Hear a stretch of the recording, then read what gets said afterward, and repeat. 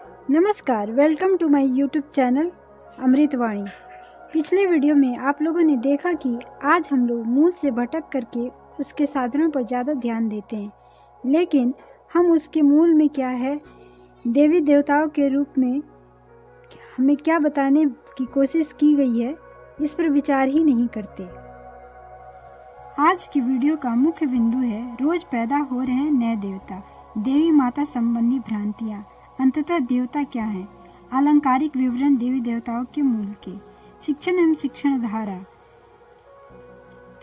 दूरदर्शिता एवं विवेक का प्रतीक, मौत को याद रखिए।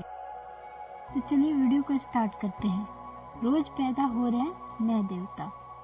मित्रों, जो पुराने देवी देवता थे वे सब रिटायर हो गए, बर्खास्त हो गए। कौन कौन से बर्खास्त हो गए? वेदों के देवता बिल्कुल अलग थे, जो आज के देवताओं से कोई मायने नहीं रखते। एक थे पूसा के देवता, नाम सुना है कभी आपने? पूसा तो साहब बिहार में है, जहाँ गेहूं की फसल तलाशी जाती है। अरे नहीं बेटे, वे नहीं है। पूसा एक देवता थे, वे बड़ा जबरदस्त थे, हमने तो नाम भी नहीं सुना। वेदों के काल में जो वैदिक देवता माने जाते थे बेटे, आज उनका कोई नाम भी नहीं मालूम होता। पौराणिक देवता जो आए वे भी बेटे अब धीरे धीरे समाप्त होते चले जा रहे हैं। जैसे विष्णु भगवान का तो उत्तर भारत से बायकॉट हो गया। और ब्रह्मा जी तो बिल्कुल रिटायर हो गए, उनका तो पता भी नहीं, वे बहुत बुढ़े हो गए हैं और बाबा जी के तरीके से बैठे रहते हैं। बेटे, अब नए नए भगवान, नए नए देवता पैदा होते चले जा रहे हैं। मसलन संतोषी माता अभी निकल कर आई हैं। मेरे देखते देखते पैदा हुई और देखते देखते जवान हो गई। ये बड़ी जबरदस्त हो गई हैं और सब जगह फैलती हुई चली जा रही हैं। ये संतोषी माता 10 साल बाद मर जाएंगी, फिर कोई और पैदा होंगी। देवी देवता इतने हो गए हैं कि मक्खी और मच्छर के तरीके से, मेढक और बंदरों के तरीके से रोज मरते हैं और रोज पैदा होते हैं। जहाँ कहीं भी जाइए, यह हमारी कुलदेवी और कुल देवता है। सारे हिंदुस्तान में जाइए और पता करके आइए कि कुलदेवियाँ कितनी हैं, कुल देवता कितने हैं। मैं समझता हूँ कि लाखों के तादाद में कुल देवियाँ और कुल देवता हैं। उनके नेचर को भी आप देखेंगे तो हैरान होना पड़ेगा। देवी माता संबंधी भ्रांतियाँ, ये कहाँ रहती हैं? देवी खोडियारी माता, ये जैसलमेर में रहती हैं। कोलकाता का मारवाड़ी भागते भागते वहाँ पहुँचता है। कहाँ? जैसलमेर। बीवी को, मोहल्ले वाले को, बुआ जी को, पंडित जी को लेकर पहुँचता है। 4000 रुपये खर्च करता है। किसके लिए? देवी पर मुंडन होगा। फिर क्या करेंगी देवी? बाल खाएंगी। बाल तो बेटे तू कलकत्ते से भी पेटी में बंद करके भेज सकता था। लो महाराज जी, देवी को बाल खिला देना। नहीं महाराज जी, देवी तब प्रसन्न होती है जब उनके सामने फ्रेश माल, गर्मा गर्म माल, नया माल आता है। पुराना माल नहीं खाती देवी, बाल खाती है या माल। अरे महाराज जी, बाल तो यहाँ भी बहुत है, वे तो बाल खाती है। तब तेरे का, बाल खाती है देवी? मारवाड़ी की देवी अलग, फलाने की देवी अलग। बेटे, मुझे इतना गुस्सा आता है कि कई बार आग बबूला हो जाता हूँ इन देवी देवताओं के अज्ञान के नाम पर। सो भी ऐसे जो बाल खाए बिना काम नहीं चला सकते, जिनको न रोटी की जरूरत है न पूरी कचौरी की, और बाल खाने को नहीं मिले, तब फिर देखना देवी का हाल। इसको बुखार बुला देगी, उसे बीमार कर देगी, उसके पैसे का नुकसान कर देगी। अरे बाबा, देवी तू तो देवी है, फिर नुकसान क्यों करती है? ऐसी देवी सारे हिंदुस्तान में फैल गई है। सारे देश में देवी देवताओं की भक्ति की और भगवान के नाम पर अज्ञान फैल गया है। फिर असलियत क्या है? असलियत जो है वह आपको जानना ही चाहिए। आखिर देवता क्या है? अंततः देवता क्या है? देवता है मित्रों मनुष्य के गुण, मनुष्य के कर्म और मनुष्य के स्वभाव। हनुमान जी प्रतीक हैं बल के और व्रत में ब्रह्मचर्य के। चंडी प्रतीक हैं संघ शक्ति और संगठन की। सरस्वती प्रतीक हैं कला एवं ज्ञान की। गायत्री प्रतीक हैं भावनाओं से जुड़ी शुद्ध बुद्धि की। जितने भी देवी देवता हैं वे मानवीय गुणों के प्रतीक हैं। ये बात अगर आपकी समझ में आ जाए तो ये समझ भी आएगी कि देवताओं का अनुग्रह पाने के लिए आप गुणों का विकास, कर्मों का विकास, स्वभाव का विकास करना पड़ेगा। मानवीय श्रेष्ठता को निरंतर बढ़ाने के लिए कमर कसकर चलना पड़ेगा ताकि हमारे अंदर जो महानता है वह विकसित होती हुई चली जाए। शंकर जी कहाँ होते हैं बेटे? हमें नहीं मालूम कहाँ होते हैं और कहाँ नहीं होते। आपने देखे हैं? हमने तो नहीं देखे। और आपने देखे हैं? हाँ महाराज जी, सपने में देखे हैं। सपने की कोई कीमत नहीं होती, सपने तो ख्वाब होते हैं। मित्रों, शंकर भगवान क्या होते हैं? शंकर भगवान श्रेष्ठ गुणों का समुच्चय और समन्वय है। शंकर जी का उदाहरण मैं आपको समझाना चाहूँगा। शंकर जी की सकल सूरत आप देखिए, उनके सिर से गंगा निकलती है।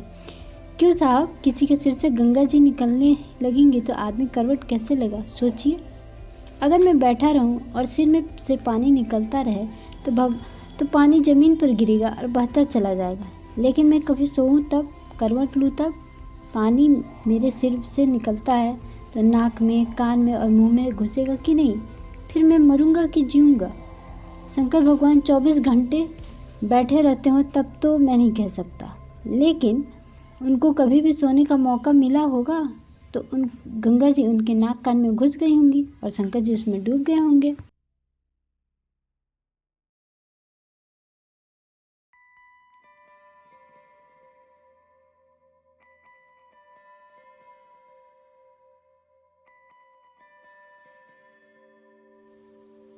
अलंकारिक विवरण देवी देवताओं के मूल के। मित्रों, यह एक अलंकार है जिसमें यह बात बताई गई है कि जिस शक्ति या जिस व्यक्ति के मस्तिष्क में ज्ञान की गंगा निकलती है, शुद्ध पवित्र विचार निकलते हैं, ऐसे विचार जो मनुष्य को शुद्ध पवित्र बनाने में समर्थ हो, उस आदमी का, उस देवता का, उस व्यक्ति का नाम शंकर। जिसके मन मस्तिष्क में हमेशा ज्ञान की गंगा प्रवाहित होती है। शंकर जी के सिर पर चंद्रमा टंगा हुआ है। चंद्रमा कैसे टंगा जा सकता है? वह तो बेटा फुटबॉल के तरीके से गोल मटोल है। चंद्रमा को सिर पर टांगना हो तो उसके दो ही तरीके हो सकते हैं। एक तो सिर में सुराख करके उसमें बोल्ट कस दिया जाए अथवा स्टैंड लगा दिया जाए। यहाँ हमारे सामने रखी हो तो गेंद तो स्टैंड पर रखी रहेगी और हम अपना सिर उसके पास लगा दिया करेंगे। एक और तरीका है, आप रस्सी या तार लाइए, उसकी गेंद को चारों तरफ हमारे सिर से बांध दीजिए। नहीं साहब, शंकर जी के सिर पर चंद्रमा तो टंगा है। बेटे, चंद्रमा एक अलंकार है जिसका अर्थ होता है संतुलन, शांति का प्रतीक है चंद्रमा। हमारा मस्तिष्क प्रत्येक परिस्थिति में संतुलित रहना चाहिए। मित्रों, घबराहट, हैरानी, परेशानी, जलन, इन सारी बातों में हमारा दिमाग अशांत रहता है। हमारे ढेरों के ढेरों नुकसान होते रहते हैं। हम जिस समस्या का समाधान करने के लिए चलते हैं उसका समाधान तो नहीं होता, बल्कि समस्या और भी उलझती चली जाती है। प्रत्येक परिस्थिति में, मुसीबत में, शोक में भी अपने दिमाग के बैलेंस को आप सही रखिए। जो मुसीबत आई है उसका रास्ता निकालने के लिए अपने दिमाग के अलावा और है आपके पास क्या? दिमाग का बैलेंस सही रख सके, इसके लिए आप सिर के ऊपर चंद्रमा टांगिए। यह क्या चीज़ है? यह बेटे शिक्षा है, दिशा है, धारा है, एक फिलॉसफी है जिंदगी की। शिक्षा एवं दिशा धारा। शंकर जी की आंखें 3 होती हैं। 3 कैसी आंखें होती है बेटे? शंकर जी की एक आंख होती है, जब कभी उसे खोल देते हैं तो उससे जिस किसी को देखते हैं वह जल करके भस्म हो जाता है। जैसे कामदेव को एक दिन शंकर जी ने आंख खोलकर देखा तो वह तुरंत जलकर भस्म राख हो गए। तो महाराज जी, अगर मैं जाऊं शंकर भगवान से मिलने तो बेटे तू ऐसे वक्त जाना जब महादेव जी सो करके उठे हो। सो करके उठते ही शायद आंखों को मलते हो और आंख खुल गई तो समझ लेना तू गया, तो इसलिए कि मनोकामना पूरी करा करके लाऊंगा। पर शंकर जी ने खुली आंख से देख लिया तो तेरा सफाया हो जाएगा, सो तू मत जाना। कौन से वक्त जाऊं? 9 बजे के बाद, जब शंकर जी कुल्ला उल्ला करके आंख मुंह धो करके चश्मा पहनकर ठीक हो जाते हैं, तब जाना। महाराज जी, ऐसी आंख होती है? बेटे, कोई आंख नहीं है। फिर यह क्या है? तीसरी आंख, विवेक की आंख, दूरदर्शिता की आंख, टेलीस्कोप की आंख, जिससे हमको परलोक दिखाई पड़ता है, जिससे नरक दिखाई पड़ता है, जिससे पुनर्जन्म, अगला जीवन दिखाई पड़ता है, जिससे हमको बुढ़ापा दिखाई पड़ता है। दूरदर्शिता एवं विवेक का प्रतीक। मित्रों, हमको तो केवल आज का फायदा दिखाई पड़ता है, कल क्या परिणाम होगा यह दिखाई नहीं पड़ता। हम वह चीज खाते हैं कि कल हमारा पेट खराब हो जाए तो क्या, दावत खाने जाते हैं तो खाते ही चले जाते हैं। अरे बाबा, पेट में दर्द हो जाएगा। अरे साहब, कल दर्द होगा तो लवण भास्कर चूर्ण खा लेंगे, आज तो खा ही लेने दीजिए। आज खाता है तो बेटे, आज खाता है और घंटे भर की बात भी नहीं मालूम तुझे। नहीं महाराज जी, जो कुछ होगा सो देखा जाएगा। मित्रों, हम और आप वो आदमी हैं जिनको अभी इसी वक्त का फायदा याद है। दूर का नुकसान, दूर का फायदा ध्यान में नहीं आता। अगर यह हमको याद आता तो हमने अपनी जिंदगी का क्रम ऐसे बनाया होता कि हमारा वर्तमान जीवन, बुढ़ापे का जीवन, भावी जीवन, मरने के बाद का जीवन शानदार बना होता। आज के फायदे के लिए हमने सब कुछ गवा दिया। हमारी वह तीसरी आंख, जिसको हम टेलीस्कोप कह सकते हैं, जिससे हमको अपना भविष्य दिखाई पड़ता है। आगे गुरुदेव लिखते हैं, मित्रों, शंकर जी के पास थी यह आंख। जब कामदेव आए तो उन्होंने इस आंख को खोला। अच्छा, आप पधारे हैं। कुत्ता सूखी हड्डी चबाता है और अपने जबड़े में जख्म कर लेता है। जबड़े के जख्म से जो मुंह में खून टपकता है, उसे समझता है कि न जाने कैसा जायका आ रहा है। कहिए कामदेव साहब, आप सूखी हड्डी है ना? हाँ साहब। और हम लोग कुत्ते हैं ना? हाँ। देखिए, हम अपनी जवानी, अपना शौर्य, अपना तेज, अपना ओजस बारूद के तरीके से और फुलझड़ी के तरीके से सब जलाते हैं और यह समझते हैं कि न जाने हमने क्या क्या कमा लिया और क्या फायदा उठा लिया। मित्रों, यह काम वासना का स्वरूप शंकर जी की समझ में आया और उन्होंने काम वासना को मारकर भगा दिया, कामदेव को जला दिया। विवेक अगर आपके पास आए तो हम असंख्य बुराइयों, असंख्य दुर्बलताओं को, कमजोरियों को सहज ही मारकर भगा सकते हैं। यह है शंकर जी की तीसरी आंख। जिस सिद्धांत में यह तीसरी आंख जुड़ी हुई हो, जिस व्यक्ति के जीवन में यह तीसरी आंख जुड़ी हुई हो, वह शंकर अथवा शंकर का भक्त है। मित्रों, शंकर भगवान गले में मुंडों की माला पहने हुए हैं। क्या मतलब? शंकर जी ने कंकालों से बनी हुई मुंडों की माला गले में पहन रखी है।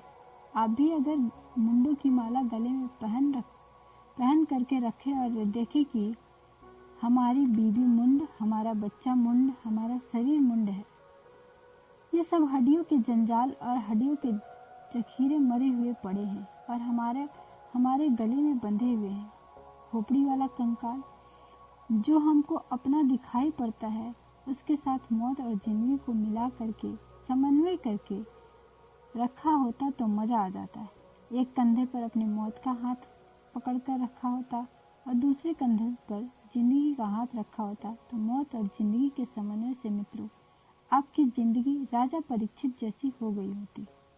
अगर आपको मौत को समझा होता तो सिकंदर के तरीके से आपको अफसोस न करना पड़ता। मौत को याद रखिए। मित्रों, सिकंदर जब मरने को हुआ तो उसने कहा कि हमारा सामान ले आइए, हम लेकर के जाएंगे। लोगों ने कहा कि यह सामान आपके साथ नहीं जा सकता, सामान तो जमीन का था और यहीं रहने वाला है, आप क्या कर सकते हैं? आपने जो इस्तेमाल कर लिया वह आपका है, बाकी तो सब यहीं का है। सिकंदर की आंख खुली तो उसने कहा कि मुझसे कितनी बड़ी गलती हो गई। मुझे अगर यह मालूम होता कि यह दौलत जिसके लिए मैंने अपनी सारी जिंदगी गंवा दी, यह मेरे साथ चलने वाली नहीं है, यह मेरे काम आने वाली नहीं है, 4 रोटी खाने के अलावा 5वीं रोटी मुझे नसीब नहीं हो सकती। अगर यह मुझे मालूम होता तो मैं अपनी जिंदगी सुकरात के तरीके से, ईसा के तरीके से, बुद्ध के तरीके से शानदार बिताई होती। मैं ऐसी घटिया जिंदगी जीने को क्यों तैयार होता। उसने अपने हाथ ताबूत से बाहर निकालने को कहा और बोला कि लोगों से कहना कि सिकंदर बड़ा होशियार था और बड़ा बेवकूफ भी। हीरे मोतियों जैसी जिंदगी को उसे जिस काम के लिए मिली थी इसमें इस्तेमाल ना कर सका। बेकार की बेवकूफ़ी के कामों में जिंदगी को गंवा बैठा। सिकंदर के दोनों हाथ ताबूत से बाहर निकाल दिए गए। लोगों ने देखा कि सिकंदर खाली हाथ माँ के पेट से पैदा हुआ और यहाँ से खाली हाथ ही चला गया। अगर यह बात आप समझते हैं कि मौत और जिंदगी के 2 पहिए के ऊपर हमारी जिंदगी की गाड़ी चल रही है, तब सही नीति निर्धारित करने का विचार करते। आज हम लोग लाखों करोड़ों वर्ष जीने की कल्पना करते हैं। मौत तो कभी ख्वाब में नहीं आती। मौत अगर हमारे ख्वाब में आती तो हम कैसी शानदार जिंदगी जी पाते। आज के लिए बस इतना ही। मिलते हैं नेक्स्ट वीडियो में। वीडियो का समापन अगले एपिसोड में। तब तक के लिए दोस्तों आप अपना ध्यान रखिए, मस्त रहिए, खुश रहिए। हमारी आने वाली वीडियो के मुख्य बिंदु हैं: प्रतीकों को समझें, सच्ची भक्ति, गुणों का परिष्कार, हंस वृत्ति विकसित करें, माता का भाव, देवी का भाव, भोग्या का नहीं, अध्यात्म सिद्धांतवाद का नाम, हमारा लक्ष्य इष्ट देवत्व। वीडियो में अंत तक बने रहने के लिए आपका बहुत बहुत धन्यवाद। वीडियो पसंद आई हो तो इसको लाइक करें, शेयर